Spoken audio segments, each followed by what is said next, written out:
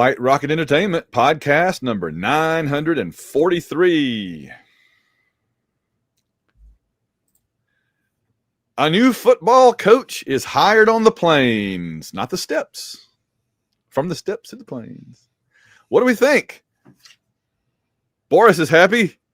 It's a very special emergency edition of the AU Wishbone, and it is next. From Southern Illinois and Eastern Virginia all the way to the steppes of Russia, it is the AU Wishbone podcast. John, how are you this afternoon? I'm well, Van. How are you? Except it's actually the morning still for me. So, strange early day show. But we had to go on the air. We had to get this thing fired up because Auburn has a new football coach. This is the third time in this decade that we have hired a coach. And hopefully this time we got it right. And we're going to discuss this new coach and what we think about him, how we rank him. Are we happy? Are we sad? Are we positive? We're not positive. I mean, there's a lot to get into here. There's not a lot to get into, but there's a lot of depth to get into what we have. So what's the word on the street? Alex Golesh, formerly of South Florida, is the new Auburn football coach. They have sent a plane to pick him up. He's telling his current team this morning he'll be on the planes in Auburn this afternoon to meet the current Auburn football team. And I just realized I did not put my my notes in with the others. So let me give me 1 second here. It's all good. And that's not it. I had to go all the way back. But so do you want to do like a immediate thoughts, like positive, negative? What's your first, like, at first blush? What did you say when you heard that this morning? Positive surprise. I think in the last 24 hours, 36 hours, Auburn fans have gone through this cycle. We're not going to talk about the football game at all in this podcast, but this cycle about the coaching search where, we thought we were going to have Summerall. We thought we weren't going to have Summerall. At one point, there was a feeling that it was going to be the interim coach, Durkin. And then this morning, it was Golesh. So I think that kind of roller coaster of the coaching cycle, last 24 hours, probably has everybody a little whiplashed or whatever. I think so. But I'm excited. Golesh was on my list. Yes. And I feel like he's a really good coach. I think he was going to get one of these jobs. And I think in hindsight, you look back and Arkansas really wanted to close the deal with him earlier this week, and he didn't close the deal with him. And I think it was probably because, Auburn had reached out to him and said, hey, we may want you, So I think that's a big thing. But I think he is a good football coach. He built South Florida up from terrible. They won like 4 games in like 3 years before he got there. And he built them into a playoff contender, a team that he went into, in Gainesville and beat Florida with less talent this year. And they had the 10th best offense in the country on SP Plus, the advanced stats. So, and then when he, a guy that before he was at South Florida, he was the offensive coordinator at Tennessee when they had those great Tennessee teams in like 21, 22, the great offense. They beat Alabama, that exciting offense. That's Hooker. Him. And that's right. Hooker, but Hendon Hooker, when he was there, that offense was Golesh. And it hasn't been the same since he left. No. And so and before he was there, he was at Central Florida for a year with the current Tennessee coach. And before that, he was at Iowa State as a quarterback coach and developed a quarterback named Brock Purdy, who's been the 49ers quarterback the last 10 years or whatever. So he's a really good offensive coach, but also a guy who can build a program and knows what to do and is kind of a young up-and-coming coach who's earned this opportunity. So I'm excited. What was your initial reaction when you heard it? All right, so let's I don't want to go too far back here because we can talk about it, but and we'll talk about it some more on Monday night. But it looked for the longest time like John Summerall of Tulane was going to be our coach, and there's a lot of controversy. There's a lot of rumors and innuendo about what happened there. We may never know where things went wrong. It might have been money. It might have been putting too many demands on him. It might have just been the chance to go to Florida was better than Auburn, he thought. I mean, there's a lot of things that could have all piled up. We don't know. But what we do know is that a couple of days ago, things between Cohen and Summerall took a downturn, and it looked like they'd been kind of dicey all week. They took a downturn. It looked like we were not going to get Summerall. He was going to go to Florida. Part of it was that, and we can talk about the reasons why, but part of it was that Florida moved on from Lane Kiffin. And we talked about this on the show before. I was always concerned that if Florida and LSU were out there, only one of them could get Kiffin and the other one would try to get Summerall from us, right? Yeah, you're right. I was always worried about that from the very jump. I thought it's too many, there's too many openings for this guy, right? And that's kind of what happened. And so if Kiffin does, and we don't know at this hour still, but if Kiffin does end up going to LSU and Summerall to Florida, then we were never going to get either one of them, right? We weren't trying to get Kiffin, but we were, yeah. So Kiffin is going to go to LSU. They're just negotiating with Ole Miss about whether they're going to let him coach the playoff games or not. Right. Okay. So, all right. So with Summerall kind of out right before the Iron Bowl, it really looked like we were down to, and at this point, Golesh was pretty much all but signed and sealed and delivered to Arkansas. Mm-hmm. And so it looked like I mean, here's where my mind was last night. I was miserable about the game, which we'll talk about on Monday, but I was also miserable about, and now we're going to end up stuck with Durkin. And the thing is, all right, there's three kinds of Auburn fans right now. There's three kinds of Auburn fans. There's the ones that actually wanted Durkin. There's the ones that are happy about Golesh. And there's the ones that I forgot. But anyway, basically, so it looked like we were going to be stuck with Durkin. The third of the Auburn family that wanted him was probably okay with was certainly okay with that and probably pretty happy about it. But the rest of us, to me, it just seemed humiliating because Cohen had made a big splash about saying we're going to, we've got coaches lined up that want our job. We're going to make a big hire. We're going to it's going to be a big name. And if we turn around and hired our defensive coordinator off of the existing staff, that would have just been embarrassing, right? I mean, because it's like saying we had all these people lined up and we're like, we'll just keep this guy that we've got that nobody else wanted and that, has not, and all the things that can be said about Durkin. So to me, when the word came yesterday that we were talking to Golesh again, I went to bed last night 50-50 that we're either going to keep Durkin and I'm going to be miserable, or we're going to get Alex Golesh, and how do I feel about that? And I wasn't sure how I would feel. I had to have it happen to really know. And this morning when the word came at 10:05 or whatever that we had Golesh, I just felt this enormous relief.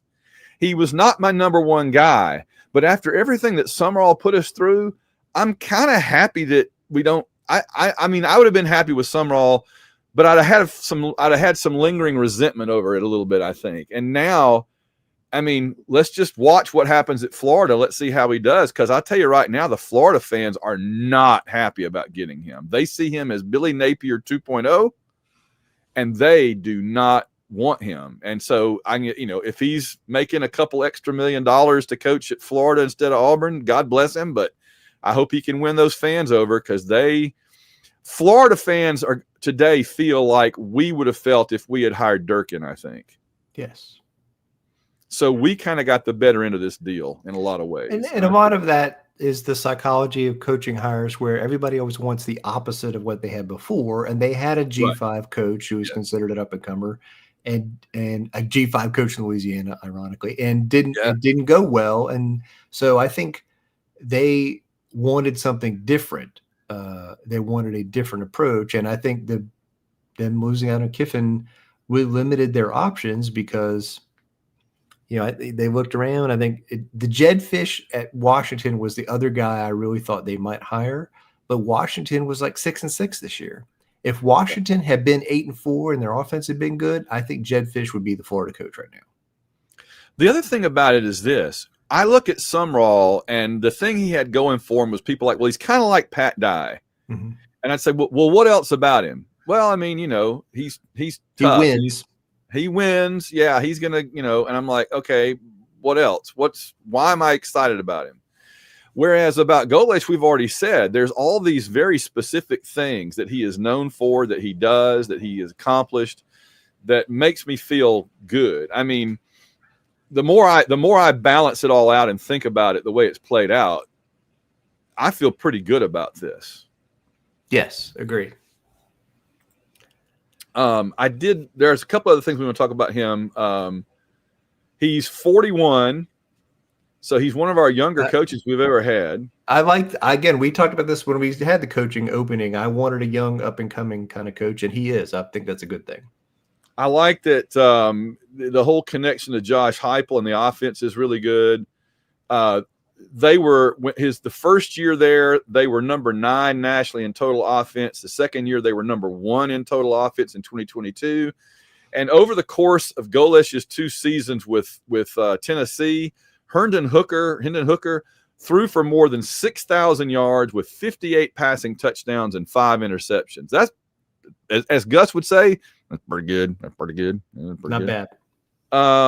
Okay, South Florida did great things you already talked about.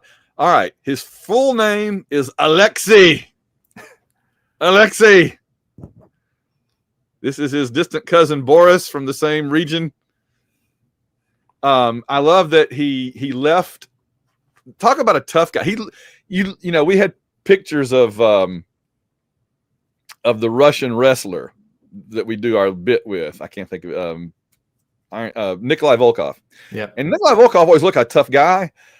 Alex Golesh looked like he could just whoop Nikolai Volkov's butt. He looks like he would win the fight. Like if I've seen it before, like a ranking of all the college football coaches by who would win the fight, Golesh would be number 1. He looks like he looks like an extra from like a John Wick movie or something. He should be like the guy standing guard in front of the Russian millionaire mobster's office. You know what I mean? Like he's the guy that lets you in and checks you for weapons and stuff. He's a tough looking guy. All right. So he's Alexi. His parents took him with them and left when he was 7, when the Soviet Union collapsed and he immigrated to the U.S. He grew up in Brooklyn. That doesn't make you any weaker, John. This guy has ties to Russia and Brooklyn. Good Lord. We now have an Auburn football coach who grew up in Brooklyn. I just want to lay that out. I never thought I would see the day. Welcome back to the same old place where you started from. Brooklyn, 4th largest city in America. Went to high school in Ohio, got all kind of connections around there. Graduated from Ohio State, did various things before he ended up at Central Florida and so forth. I wanted to mention this. There was a long tweet from the athletic director at South Florida. Yeah, I saw that. All right. Having just written the book that we wrote about 2010 and about Chiswick, right? One of the first things in our book about 2010 is Chiswick leaving Iowa State to come back to Auburn. The way that the athletic director at Iowa State handled that was abominable. He was awful. He insulted Chiswick. He was rude, all that. Clearly, athletic directors have learned you're not going to get a great new coach if you make a big deal out of being crappy to the guy you just had, right? Yes. He was gracious. He wished him and his family the best, said congratulations to him on getting this great job. I mean, and then he pivoted to, and now South Florida is going to go out and get a great coach, whatever. And that's how you do it, right? That's how you do it. Especially if you're a G5 like that, they know they're not going to be able to compete with SEC teams or coaches. And so you want to show that, like, hey, this is a place you could come and spend a few years and win games and then have the opportunity. And they, like you said, they know they're not going to be there forever if they're really good. But yeah, come and give us 4 or 5 good years, and then you can move up. It'd be great. Yeah. The other thing that was funny was they played Florida Atlantic, and Florida Atlantic's coach is Tom Herman, late of Texas, late of Ohio State, whose career crashed out after he left Ohio State. He's down at the Florida Atlantic, which is the program equivalent of being an assistant to Nick Saban. It's like the CPR for your coaching career, basically. And after that game, which I don't even know who won it, but I saw that after the game, apparently Herman was mad. And so when he was shaking hands with Golesh just kind of shook his hand and said, good game, whatever, and moved on. And Herman kept running around behind Golesh, chirping at him and Golesh just ignored him. And finally, Herman's wife came out and pulled him away and got him to go away and leave. That was funny. That was so funny. Oh my gosh. So I was like, yeah, I would rather be Golesh in that little incident than Herman. So, all right, that's what I had. So, have we gotten to the thing about who his offensive coordinator is? Go with it. Oh, you found it out. You got to break. No, I mean his current offensive coordinator in South Florida is Cody Burns. Cody freaking Burns. Are you kidding me? Now, all right, let's be fair. I feel like, because we know how Golesh is with his offense, is this kind of a Gus Rhett Lashley arrangement is what I kind of feel like, or is Burns actually running the offense? I think Burns is running a lot of the offense, but Golesh is, he's really good. So I think you got to think Cody wants to come back to Auburn, would love an opportunity to coach at Auburn. You cannot not bring Cody Burns to Auburn if you're hired by Auburn. You just also, if you're Alex Golesh and Auburn is interviewing you, you talk to Cody Burns. What do they want? What do they expect? What would it be like to coach there? Cody Burns is like, it would be awesome, Yeah. So there's a chance Cody Burns gets, interviewed and considered for the South Florida head coaching job. That would be amazing. Yeah. And I'd be happy for him if he got it. But if he doesn't get it, you got to think he's hire number one. So that's incredible. I never in a million years would have thought that this would all result in Cody Burns coming back to Auburn. That's amazing. But the word on the street is, did you say this, or did somebody tell me that it looks like we might be trying to get the Georgia Tech offensive coordinator? That's the other guy that's been out there. Buster Faulkner has a name that, that's the Georgia Tech offensive coordinator, who's really freaking good. But I thought that was more of a Summerall pairing with those, to bring him and be Summerall's offensive coordinator. I think Golesh wants to run his stuff. Yeah. So I don't know if you would bring in somebody else with their own style and system or whatever. So that makes sense. No, absolutely. I mean, whichever works, whatever is the best, I'm all for it. We don't know anything yet about DJ Durkin, but why wouldn't he keep Durkin? Would that be something? Why would Cohen bring that up, such a big deal with Summerall, and then turn around and not bring it up with Golesh? Is my question. I'm sure he did, and I'm sure Golesh will have probably a veto power over that to say, like, I've got a guy I think is better, or whatever would be the only reason. But I suspect Durkin is going to be retained as a defense coordinator. That's my theory. We'll talk about the game tomorrow night, but I'm like, the defense maybe mad last night. I can't get past. I love the idea that Arkansas was all set to get him and Auburn swooped in and took him. And it really does.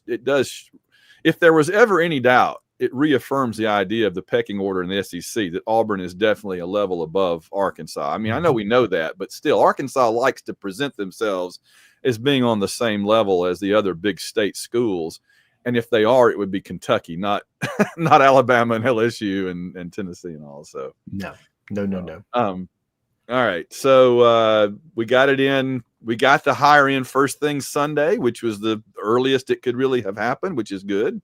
And that was the goal. I think the time we talked a lot on this podcast last few weeks about timing, the calendar, when things happen. And I think Cohen's goal along was to get somebody hired today. And it matters because, the freaking early signing period is Wednesday. And, then we're going to be into the transfer portal before long. So I think that part matters. And now we have a guy who can hire a coaching staff and then go after those high school recruits and show them something. And I think they have. So Auburn has something to sell now, rather than being in a situation where we were potentially stuck with an interim when we got to early signing day. So I think that's a good thing. Well, and we've got somebody that I think, as we've talked about, has a real appeal, particularly to the more spectacular offensive players. We're not going to be a grinded out kind of offense. We're going to throw the ball around. We're going to light it up. We're going to move the ball. We're going to score a lot. And receivers that we've got and the ones that we're trying to get, that 5-star receiver we got lined up. Oh, he's got to be happy with this. He's got to be thinking about Alex Golesh offense with our 2 quarterbacks that'll be coming back if we keep Deuce Knight, Ashley Daniels. I mean, Deuce Knight in this system, I'm very excited about that idea. Absolutely. But I also think it will appeal to Auburn fans because there's a base of like power running in it. It's not a finesse kind of spread offense. The base is like a power running, and I think Auburn fans will appreciate that part. Oh, man. I'm excited about that. I'm going to go back and watch some South Florida game film this afternoon, and Monday night when we do our regular Monday show, I'll know even more about what we should be looking forward to and everything. I watch a little bit of that Tennessee-Alabama win from when he was there. So, from 2022, I guess 21 or 22 somewhere. Yep. Absolutely, that's a good call. What else we got?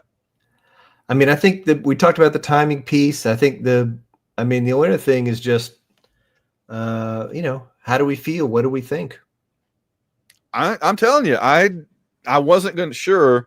But again, so much of it was I was almost resigned to the fact that we were going to hire Durkin, and I just didn't know what I was going to do. I mean, I'd said all along that maybe the staff we have now, without that lead weight around their necks, apparently that we had, would be able to do better. But somebody pointed out, one of the beat reporters or somebody pointed out over the weekend, that this was not a one-person thing, that Hugh Freeze by himself was not capable of dragging down the program as bad as it had gotten.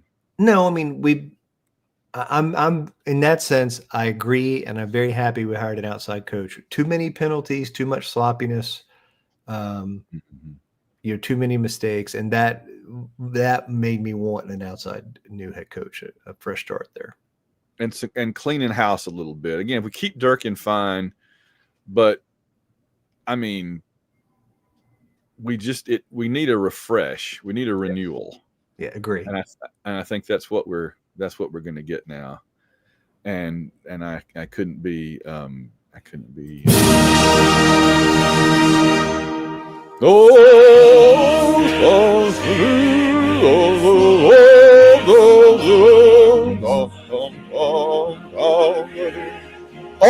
#1.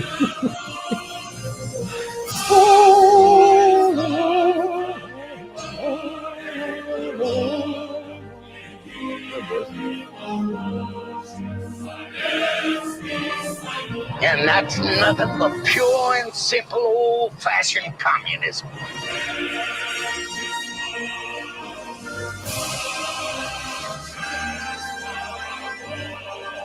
And that's nothing but pure and simple old-fashioned communism.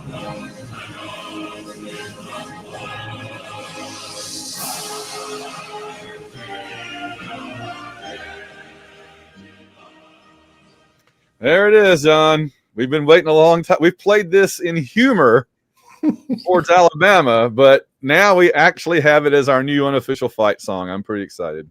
Very excited about that. All right. Any final thoughts? Exhale. Yep. Been a tough week, tough year. Yes. Fresh start, ready to move forward with some different energy and vision. We will see you guys. We will reconvene Monday night at the usual time, usual place. Until then.